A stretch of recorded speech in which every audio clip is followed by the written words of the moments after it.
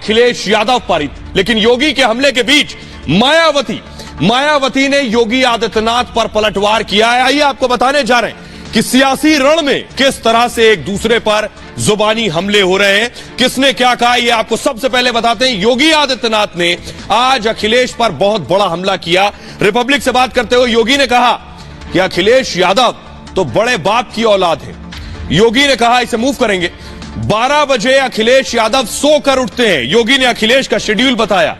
दोपहर 2 बजे तक अखिलेश यादव तैयार होते हैं, मालिश करवाकर फिर साइकिल उठाते हैं। योगी आदित्यनाथ कहते हैं अखिलेश के पास फुर्सत नहीं है, अखिलेश तो वायदे आजम है। योगी पहले कह चुके हैं, अखिलेश को बबुआ भी कहकर योगी हमला कर चुके हैं और मुलायम को अब्बा जान कहा था। लेकिन आपको याद होगा, इससे पहले अखिलेश यादव योगी पर निजी हमले कर चुके हैं। योगी नहीं, अनुपयोगी सीएम है, चिलमजीवी खुशहाली नहीं दे सकते, इस तरह के हमले अखिलेश ने किए थे। उद्घाटन करने पर कैंची जीवी तक कहा था अखिलेश ने। बीजेपी का रथ नहीं, अखिलेश ने कहा था यह चाउमीन का ठेला है, ठेले का रंग बदलकर इसे रथ बना दिया गया है, यह अखिलेश ने वार किया था। इतना ही नहीं तो यह योगी और अखिलेश के बीच वार पलटवार। लेकिन मायावती ने योगी आदित्यनाथ पर हमला किया। अमूमन कम बोलती हैं, लेकिन इस बार निजी हमला योगी पर किया। मायावती ने क्या हमला बोला आपको बताते हैं। योगी पर माया का यह बड़ा प्रहार था। मायावती ने कहा योगी मठ नहीं बंगले में रहते हैं, गोरखपुर में है योगी का मठ। मायावती ने कहा योगी ज्यादा इसी मठ में रहते हैं और यूपी के लोगों को पता नहीं है।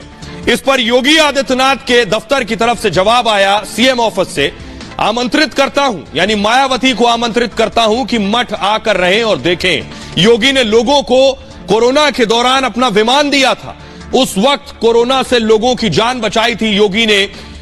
और योगी ने इसके अलावा मायावती पर हमला किया। मायावती जब मुख्यमंत्री थी उस दौरान विकिलीक्स के जरिए दावा किया गया था कि सरकारी विमान से सैंडल किसने मंगवाई, यह हमला किया गया। दूसरी तरफ व्यक्तिगत वैभव के लिए इस्तेमाल किया गया। तो आइए अब आपको सुनवाते हैं, योगी का हमला सुनिए और मायावती का उस पर वार सुनिए। सुनिए सर। वो चिलमजीवी लोग क्या समझेंगे जो विकास नहीं कर पाए, और विकास भी आज अधूरा है। जनता उत्तर प्रदेश की विकास जानना चाहती है। ये अच्छा है कि लखनऊ से सीता, दिल्ली से कैंची। अखिलेश ने योगी आदित्यनाथ पर कभी इशारों में तो कभी सीधे सीधे हमला किया, लेकिन इस बार बारी थी सीएम योगी आदित्यनाथ की, तो योगी ने अखिलेश पर बड़ा पलटवार किया। 12 बजे सोकर उठने वाले बड़े बाप के पुत्र हैं, तो 12 बजे सोकर के उठेंगे, 2 बजे तैयार होंगे। इंटरव्यू भी आपने दोपहर के बाद ही लिया होगा, तो स्वाभाविक रूप से उसके बाद कोई तैयार होकर के उनको पहले जगाएगा, मालिश करेगा, उसके बाद फिर उनको तैयार होने में समय लगता है, फिर उनकी साइकिलिंग का समय हो जाता है। इसलिए उनको कहां फुर्सत है इन सब चीजों के बारे में जानने, सीखने या इन चीजों के बारे में कोई बताने। योगी अखिलेश पर वार कर रहे थे तो बुआ मायावती ने योगी पर प्रहार किया। मायावती भले ही चुनाव से गायब हो, लेकिन योगी पर हमला नहीं चूकती।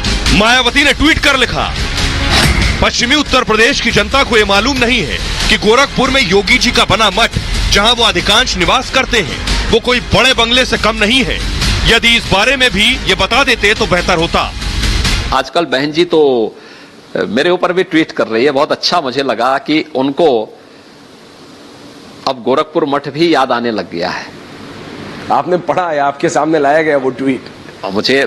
मुझे प्रसन्नता है, बहन जी ने गोरखपुर के परंपरागत मठ का जिक्र किया है और मैं तो उनको वहां स्वागत के लिए आमंत्रित करता हूं, वे आए एक बार गोरखनाथ मठ को, और वहां जाके आएंगे तो हमें प्रसन्नता होगी। तो आपने सुना योगी आदित्यनाथ को। आइए अब आपको बताते हैं, जब निजी हमले सियासत में हो रहे हैं तो किसकी बात में कितना दम है, किसके पास कितनी संपत्ति है, यह आपके सामने ग्राफिक्स के जरिए हम आपको दिखाने जा रहे हैं एक एक करके। सबसे पहले बात करते हैं योगी आदित्यनाथ की। योगी आदित्यनाथ पर मायावती ने भी हमला किया और अखिलेश ने भी किया। तो योगी के बारे में आपको बताएं, योगी सीएम आवास में रहते हैं, मुख्यमंत्री आवास में, जो उत्तर प्रदेश की राजधानी लखनऊ में है। गोरक्षनाथ पीठ योगी आदित्यनाथ का स्थायी निवास है। सीएम बनने से पहले वो वहीं रहते थे, गोरखपुर में। योगी के पास 96 लाख की संपत्ति है। 2 फॉर्च्यूनर गाड़ियां हैं, जिसमें 2 गाड़ियां हैं, जिसमें एक फॉर्च्यूनर है और एक इनोवा है। सन्यासी का जीवन योगी आदित्यनाथ जीते हैं, सभी उनके बारे में जानते हैं। और गोरखनाथ मंदिर के महंत रहे हैं, अभी भी महंत हैं योगी आदित्यनाथ। उत्तराखंड के पौड़ी के रहने वाले हैं योगी आदित्यनाथ। जल्दी से मूव करेंगे। एमएससी की पढ़ाई के दौरान गोरखपुर आए, जब एमएससी की पढ़ाई कर रहे थे उस दौरान आए गोरखपुर। 1994 में योगी पूरी तरह से सन्यासी बन गए। 1994 में अजय बिष्ट से योगी आदित्यनाथ हो गए और 1998 में गोरखपुर से चुनाव लड़ा और जीता। 26 साल की उम्र में पहली बार सांसद बन गए थे योगी आदित्यनाथ। 2002 में हिंदू युवा वाहिनी की स्थापना की योगी ने और 2014 में 5वीं बार गोरखपुर से चुनाव जीते थे। गुरु अवैधनाथ की मौत के बाद पीठाधीश्वर बने। यह था योगी आदित्यनाथ से जुड़ी जानकारी। क्योंकि हमले निजी हो रहे हैं तो बात अखिलेश यादव की। अखिलेश यादव पूरे परिवार के साथ उत्तर प्रदेश की राजधानी लखनऊ में ही रहते हैं। सैफई में भी अखिलेश यादव का घर है, इटावा के सैफई में। अखिलेश के नाम पर यह हलफनामे के आधार पर मैं आपको बता रहा हूं, चुनाव लड़ने के दौरान जो एफिडेविट दिया जाता है उसके आधार पर अखिलेश के नाम पर 24 करोड़ 80 लाख की संपत्ति है। पत्नी के साथ मिलाकर कुल संपत्ति 37 करोड़ की है। सैफई, इटावा और लखनऊ में अचल संपत्ति है। इसके अलावा करीब 16 करोड़ 90 लाख की अचल संपत्ति है। डिंपल के पास 25 लाख का सोना है और 3 बार अखिलेश यादव सांसद रह चुके हैं। अखिलेश की स्कूली शिक्षा आर्मी स्कूल में हुई है और मैसूर यूनिवर्सिटी से मास्टर्स की डिग्री ली है। ऑस्ट्रेलिया से हायर एजुकेशन प्राप्त की है। अखिलेश ने पर्यावरण में मास्टर्स किया है। तो अखिलेश के बाद अब बात मायावती की। मायावती का बायोडेटा भी आपको दे देते हैं। 4 बार यूपी की मुख्यमंत्री रही है मायावती। योगी पर अभी हमला कर रही हैं। गौतम बुद्ध नगर के बादलपुर की रहने वाली हैं। अरबों की संपत्ति की मालकिन है और करीब 112 करोड़ की कुल संपत्ति है। दिल्ली के कनॉट प्लेस में कमर्शियल दुकानें भी हैं और 2012 में दुकानों की कीमत 19 करोड़ बताई गई थी। दिल्ली में ही 60 करोड़ से ज्यादा का एक बंगला है। लखनऊ में करीब 16 करोड़ का बंगला है और 95 लाख से ज्यादा के आभूषण हैं। दिल्ली यूनिवर्सिटी से कानून की पढ़ाई की है मायावती ने और पढ़ाई के दौरान आईएएस बनना चाहती थी मायावती। दिल्ली के स्कूल में पढ़ाती रही हैं। राजनीति में आई तो पिता ने उनसे रिश्ता तोड़ दिया। कांशीराम से जुड़कर राजनीति में आई और 1984 में कांशीराम ने ही बीएसपी बनाई थी। 1995 में पहली बार उत्तर प्रदेश की मुख्यमंत्री बनी। मायावती ने ही अंबेडकर नगर बनाया था। 5 अन्य जिलों का भी मायावती ने गठन किया था। तो तीनों के बारे में मैंने आपको बता दिया, लेकिन आइए अब आपको दिखाते हैं तीनों रहते कैसे हैं, कहां रहते हैं। यह मैं आपको दिखा रहा हूं। ये जो तस्वीरें अखिलेश यादव के से ताल्लुक रखती हैं, आइए दूसरी तस्वीर मैं आपको दिखाऊंगा। पहली तस्वीर तो आप देख रहे हैं अखिलेश यादव की 3 बच्चे हैं। डिंपल उनकी पत्नी है और लखनऊ में ही रहते हैं। लेकिन अखिलेश के अलावा आइए अब आपको बताते हैं, मायावती ने योगी आदित्यनाथ पर हमला किया तो योगी आदित्यनाथ कहां रहते हैं, कैसे रहते हैं, उनकी रिहाइश कैसी है, क्योंकि हमले पर्सनल हैं। तो योगी आदित्यनाथ का मठ मैं आपको दिखाने जा रहा हूं। यह है गोरक्षनाथ मंदिर। योगी आदित्यनाथ यहीं के महंत हैं। ये देखिए उनकी दिनचर्या, सुबह उठते हैं, ऑफिस में बैठते हैं, जनता दरबार लगता है, लोगों से मिलते हैं, उसके बाद वहां बने मंदिर में पूजा करते हैं और गौशाला जो बनी है वहां जाकर गायों को पुचकारते हैं, बिस्किट भी खिलाते हैं, उसके बाद पूजा अर्चना भी करते हैं। ये योगी आदित्यनाथ की दिनचर्या है। लेकिन मायावती देखिए, मायावती की दिखाऊंगा मैं। ये मायावती के ऑफिस का कार्यालय है, वो तस्वीरें मैं आपको दिखा रहा हूं। ये देखिए, ये मायावती किस तरह से रहती है ये भी मैंने आपको बताया। इस तरह के निजी हमले, अभी चुनाव का दौर है, आगे भी चलते रहेंगे। लेकिन एक और बड़ी खबर है, वो ये कि योगी आदित्यनाथ से इस कदर डर और खौफ है कि माफिया चुनाव में उतर आए। आजम खान जो भूमाफिया घोषित हो चुके हैं और मुख्तार अंसारी चुनाव लड़ना चाहते हैं। तो योगी आदित्यनाथ की तस्वीर मैं दिखाऊंगा। योगी आदित्यनाथ का खौफ इस कदर है, तो न सिर्फ मुख्तार अंसारी बल्कि आजम खान भी चुनाव में उतरे। लेकिन डर लग रहा है, किस कदर डर लग रहा है ये आपको दिखाने जा रहा हूं। देखिए जरा, किसे कितना डर लग रहा है, कौन कितना खौफजदा है। जल्दी से अगर हम ग्राफिक्स दिखाएं, ये देखिए आपके सामने है। डॉन को भी डर लग रहा है। सबसे पहले मुख्तार अंसारी को देखिए जरा। मुख्तार अंसारी को यानी डॉन को भी अब जान का खतरा है, वो भी खौफजदा है। जेल में माफिया मुख्तार अंसारी को डर सता रहा है। बांदा जेल में बंद है इस वक्त मुख्तार अंसारी। बांदा जेल में मुख्तार अंसारी अभी सलाखों के पीछे हैं। जेल में डॉन के बेटे ने जाकर मुलाकात की है। मुख्तार के बेटे खुद मिलने पहुंचे थे। मूव करेंगे इसे जल्दी से। बेटे ने बताया मुख्तार की जान को खतरा है, जेल से चुनाव लड़ना चाहता है मुख्तार अंसारी। यानी सबसे बड़ी बात यह है, योगी से डर है इसलिए चुनाव लड़ना चाहते हैं मुख्तार अंसारी। टिकट समाजवादी पार्टी से चाहते हैं, नहीं मिला तो निर्दलीय चुनाव लड़ेंगे मुख्तार अंसारी। मुख्तार अंसारी पर 40 से ज्यादा केस दर्ज हैं और यूपी में मुख्तार पर 30 से ज्यादा एफआईआर है, 14 से ज्यादा मुकदमे विचाराधीन हैं। हत्या, लूट, फिरौती जैसे संगीन मामले मुख्तार अंसारी के खिलाफ चल रहे हैं। बीजेपी एमएलए की हत्या का मुख्य आरोपी है मुख्तार अंसारी। कृष्णानंद राय की दिन दहाड़े हत्या का आरोप है। अगले माफिया, भूमाफिया आजम खान की बात कर रहे हैं। आज ही इनका टिकट फाइनल हुआ है। समाजवादी पार्टी की लिस्ट आई है, उस लिस्ट में आजम खान का नाम है। रामपुर से चुनाव लड़ेंगे, समाजवादी पार्टी की इस लिस्ट में आ गया है। आजम खान को भी योगी का डर है। बेटे अब्दुल्ला ने बताया है कि जान का खतरा है आजम को भी। सीतापुर की जेल में बंद है आजम खान। 23 महीने से जेल में कैद है आजम खान। 2022 का चुनाव आजम खान लड़ेंगे, यह बात साफ हो गई है। रामपुर से समाजवादी पार्टी ने टिकट दिया है और उसी पर आजम खान चुनाव लड़ेंगे। स्वार से यानी आजम खान के सुपुत्र को भी समाजवादी पार्टी ने टिकट दिया है। सो अब्दुल्ला आजम भी अब तक जेल में थे लगभग 23 महीने से। आजम खान पर 80 से ज्यादा केस दर्ज हैं। आपको बताऊं, यही वजह उनकी जमानत नहीं हो रही है। आजम के बेटे और पत्नी पर भी कई केस दर्ज हैं। बेटे अब्दुल्ला आजम पर 40 से ज्यादा केस दर्ज हैं। मारपीट, लूटपाट, जमीन कब्जाने के मुकदमे इसमें शुमार हैं। आइए अब आपको दिखाने जा रहे हैं। मुख्तार अंसारी बांदा जेल में बंद है। आज उनका बेटा मुख्तार से मिलने गया, वो तस्वीरें मैं दिखा रहा हूं। ये देखिए जरा, बांदा जेल की तस्वीर फुल स्क्रीन जरा मैं दिखाऊं। मुख्तार अंसारी के बेटे को इस वक्त आप देख रहे हैं। उनका बेटा फुल स्क्रीन देखिए। देखिए मुख्तार अंसारी का बेटा जो आज जेल में मिलने, डॉन का बेटा जेल में मिलने पिता से गया था। उसने बताया कि डॉन को डर लग रहा है, डॉन को मौत का डर है, मौत का खौफ है, उसे डर है कि कोई उसे मार देगा। ये खुद मुख्तार अंसारी के बेटे ने कहा है। आइए आपको बताते हैं मुख्तार अंसारी का बेटा क्या कह रहा है, सुनवाएंगे उसके बाद। लेकिन पहले सुनिए बांदा जेल में आखिर किस बात का खौफ है मुख्तार अंसारी को। देखिए जरा, मुख्तार अंसारी फिलहाल उत्तर प्रदेश की जेल में है। मुख्तार के बेटे का सनसनीखेज आरोप है। अब डॉन को देखिए जेल में भी डर लगने लगा है। चुनाव लड़ने से रोकने के लिए साजिश की जा रही है, यह आरोप लगा रहे हैं। जेल में मुख्तार की हत्या की साजिश हो रही है और डीएम यानी जिलाधिकारी, एसपी जेल में हत्या कराना चाहते हैं, यह आरोप लगाया मुख्तार के बेटे ने। उन्होंने कहा स्पेशल ऑपरेशन ग्रुप यानी एसओजी अफसर भी इस साजिश में शामिल है। उनका कहना है जेल में पिस्टल लेकर आते हैं एसओजी अफसर। और बांदा जेल में बेटे उमर ने मुख्तार अंसारी से जाकर मुलाकात की। मुख्तार ने अधिकारियों के नाम बताए। उमर ने कहा कि मुख्तार अंसारी ने उन अधिकारियों के नाम बताए, हत्या की प्लानिंग के बारे में बताया है और हाई कोर्ट, सुप्रीम कोर्ट से मदद मांगेंगे।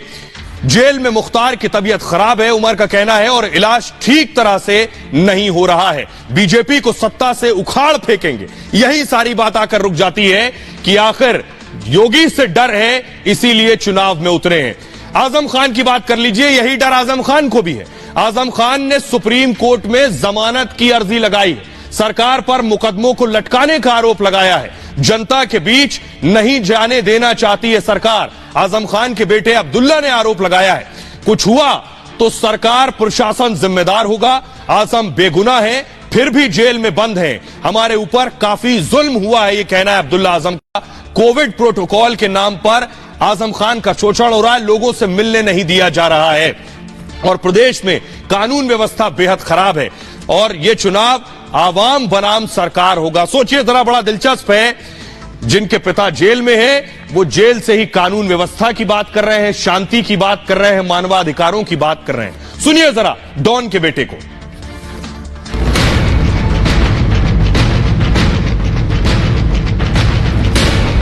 आज किसी माफिया की हैसियत नहीं, किसी व्यापारी को, किसी चिकित्सक को, किसी संभ्रांत नागरिक को या किसी गरीब की संपत्ति पर कब्जा कर ले, क्योंकि अगर करेगा तो बुलडोजर भी चलेगा। मुख्यमंत्री योगी के इसी सख्त अंदाज की वजह से यूपी के डॉन माफिया दहशत में है। हालत यह है कि जेल के अंदर भी गुंडे माफिया थर थर कांप रहे हैं और अपनी जान की दुहाई मांग रहे हैं।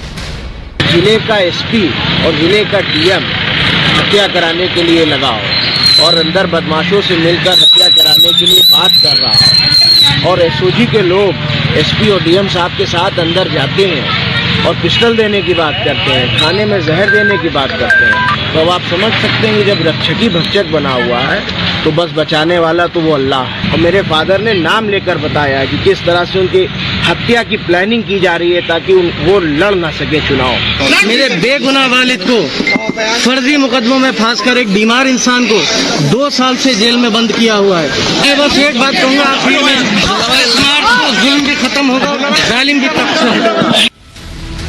बांदा जेल में बंद बाहुबली नेता मुख्तार अंसारी हो या फिर सीतापुर की जेल की हवा खा रहे आजम खान, योगी सरकार के चाबुक से बचने का अब कोई रास्ता नहीं सूझ रहा। तो उनकी उम्मीद यूपी विधानसभा के 2022 में होने वाले चुनाव से है। चुनाव प्रचार में उतरे अब्दुल्ला आजम अब जनता के सामने रो रो कर अपने पिता का हाल बता रहे हैं। मुझे कोई शिकायत फर्स्ट मेरे वालिद को ऊपर से, मुझे कोई शिकायत फर्स्ट मेरे वालिद को ऊपर से। योगी सरकार में बड़ी संख्या में गुंडे माफिया को जेल भेजा गया, तो वहीं 2000 करोड़ से ज्यादा की अवैध संपत्तियों पर बुलडोजर भी चला। ऐसे में जेल में बंद यूपी के डॉन माफिया अब किसी तरह योगी को हटाना चाहते हैं और इसके लिए चुनाव मैदान में उतरने की तैयारी कर रहे हैं। और आइए अब आपको दोनों का सियासी कच्चा चिट्ठा और सियासी कुंडली दिखाने जा रहा हूं। मुख्तार अंसारी की और आजम खान की, दोनों लंबे वक्त से चुनाव लड़ते आए हैं। सबसे पहले बात मुख्तार अंसारी और उनके परिवार की करते हैं। मुख्तार खुद 5 बार मऊ सीट से विधायक रह चुके हैं। पहली बार 1996 से बीएसपी से चुनाव जीते थे। 2002-2007 में निर्दलीय विधायक रह चुके हैं। 2012 में आपको याद होगा कौमी एकता दल पार्टी बनाई थी और उसके बाद 2012 में विधायक का चुनाव जीते और चुनाव जीतने के बाद 17 में क्या किया कि कौमी एकता दल को बीएसपी में विलय करा लिया। 2017 में बीएसपी की टिकट पर मऊ से चुनाव जीते और मुस्लिम वोट बैंक पर बहुत अच्छी पकड़ मुख्तार की मानी जाती है। मऊ के आसपास के इलाकों में उनका रसूख माना जाता है। वाराणसी, गाजीपुर, आजमगढ़ में प्रभाव माना जाता है। पूर्वांचल की सीटों पर भी परिवार का प्रभाव है। भाई अफजाल अंसारी गाजीपुर से सांसद हैं बीएसपी के। आइए बात करते हैं आजम खान की। आजम खान फिलहाल जेल में है लेकिन सियासी रूप से बहुत मजबूत रहे हैं। समाजवादी पार्टी के दिग्गज नेता है आजम खान। रामपुर सीट से फिलहाल मौजूदा सांसद हैं। 9 बार रामपुर सीट से विधायक रह चुके हैं। कई बार उत्तर प्रदेश में कैबिनेट मंत्री रहे हैं। यूपी विधानसभा में नेता विपक्ष रह चुके हैं और आजम का लंबा सियासी करियर भी रहा है। आपातकाल के दौरान जेल में भी रह चुके हैं आजम खान। समाजवादी पार्टी के संस्थापक सदस्यों में से एक हैं। पत्नी तंजीन फातिमा मौजूदा विधायक हैं और रामपुर सीट से विधायक है तंजीन फातिमा। बेटे अब्दुल्ला आजम भी विधायक रहे हैं। 2017-2019 तक सुआर सीट से विधायक हैं। 2019 में हाईकोर्ट ने इन्हें डिस्क्वालीफाई किया था। फर्जी हलफनामे की वजह से डिस्क्वालीफाई कर दिए गए थे आजम के सुपुत्र।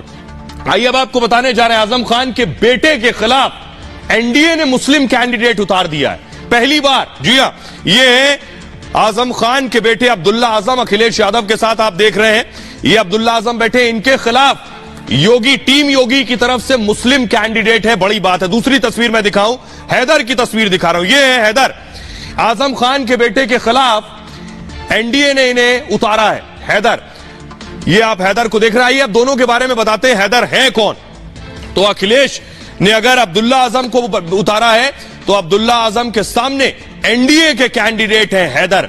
अब तक यह आरोप लगता रहा कि बीजेपी मुस्लिम कैंडिडेट्स को टिकट नहीं देती है, लेकिन एनडीए के ये हैदर अली जो है ये अब्दुल्ला आजम के खिलाफ चुनाव लड़ेंगे। देखिए जरा, अब्दुल्ला आजम जो है समाजवादी पार्टी के कैंडिडेट हैं, हैदर अली एनडीए के उम्मीदवार हैं, अपना दल से चुनाव लड़ेंगे।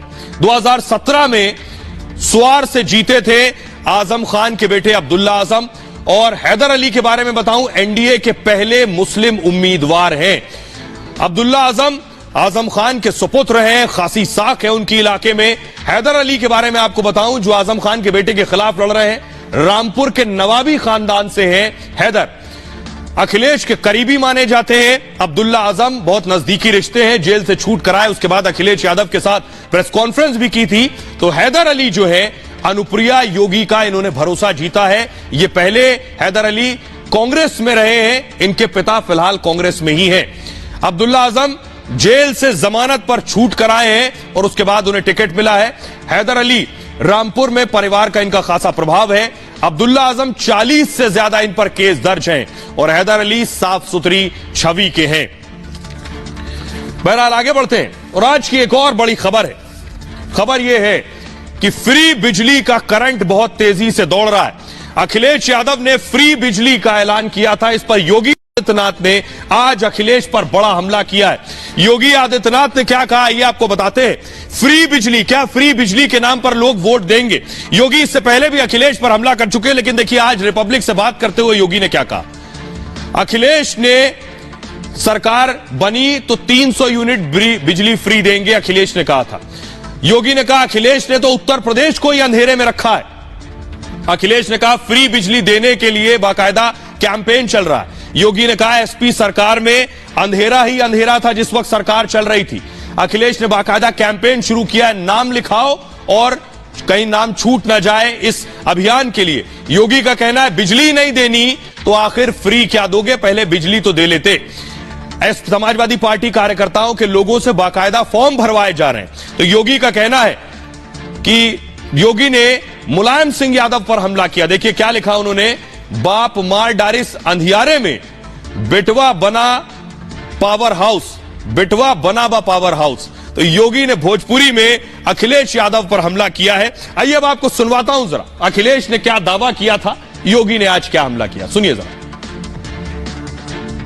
नया साल जब शुरू हुआ था, समाजवादी पार्टी ने तय किया था, उस नए साल पर पहला संकल्प था कि उत्तर प्रदेश में 300 यूनिट फ्री बिजली दी जाएगी और साथ ही साथ किसान के लिए सिंचाई मुफ्त होगी। 2017 के पहले क्या था, वो तो ये भी कहेंगे कि बिजली हम ही लोग लेके आए थे। तो कोई पूछेगा कहां से बिजली, तो कहेगा साहब आकाश में बिजली चमकती थी ना, हमारे समय चमकती थी, वही बिजली है।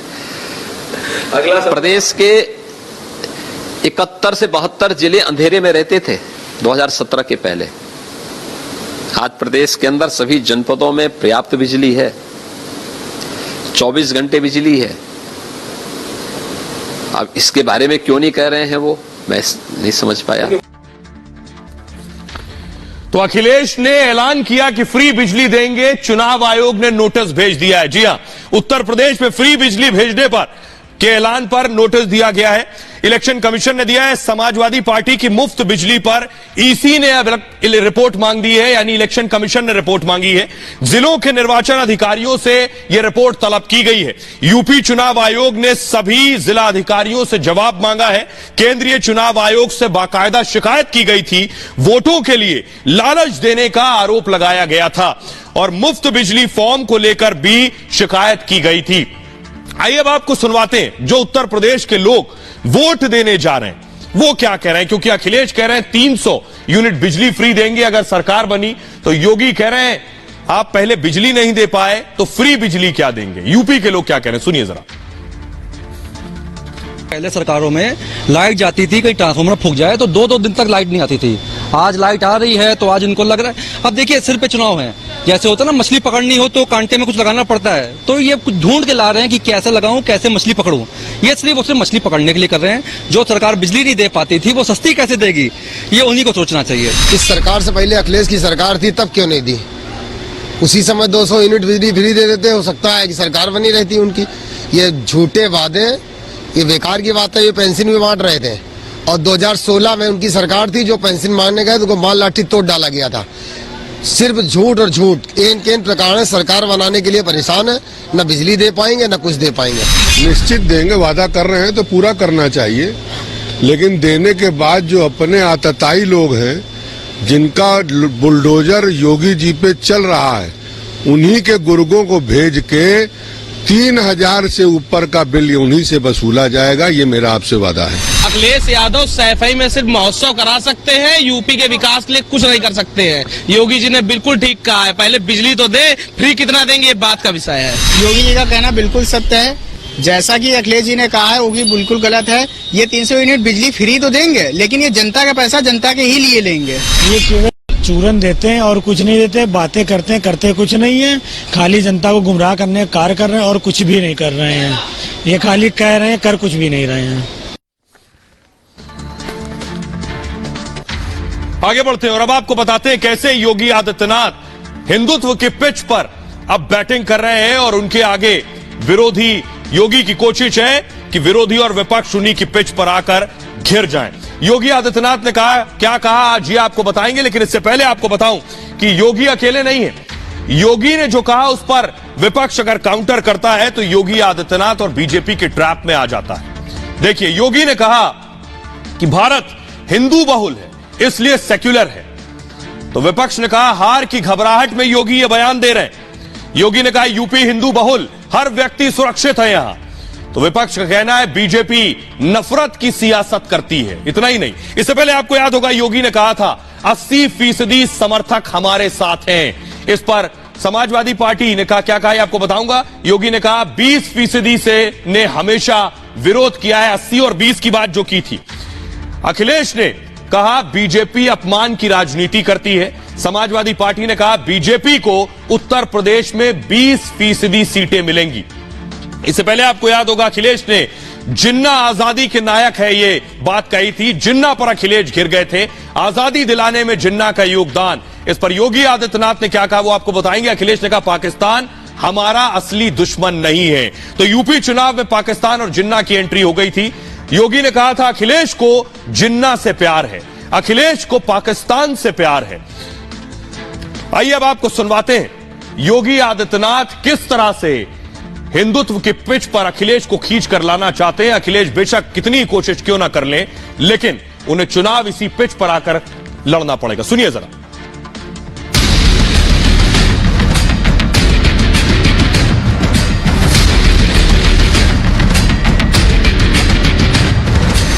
भारत का सेकुलर स्टेटस है ही इसलिए क्योंकि हिंदू बाहुल्य है। उत्तर प्रदेश में हर व्यक्ति सुरक्षित इसलिए है क्योंकि हिंदू बाहुल्य है। क्या वो ये बताना चाहते हैं कि यूपी में कोई डर की बात नहीं, बाकी हिंदुस्तान में डर की बात? 2022 की सियासी जंग को जीतने के लिए बीजेपी राष्ट्रवाद और हिंदुत्व के पिच पर बैटिंग के लिए पूरा माहौल बना रही है। रिपब्लिक भारत के साथ एक्सक्लूसिव बातचीत में सीएम योगी ने कहा कि भारत सेक्युलर स्टेट है क्योंकि यह हिंदू बहुल है। भारत का सेकुलर स्टेटस है ही इसलिए क्योंकि हिंदू बाहुल्य है। उत्तर प्रदेश में हर व्यक्ति सुरक्षित इसलिए है क्योंकि हिंदू बाहुल्य है। बहरहाल ये भारत की बात है। मैं इतना ही, अपना बहुत ख्याल रखिए। एक छोटे से ब्रेक के लिए रुक रहे हैं, लौट रहे हैं कुछ और बड़ी खबरों के साथ।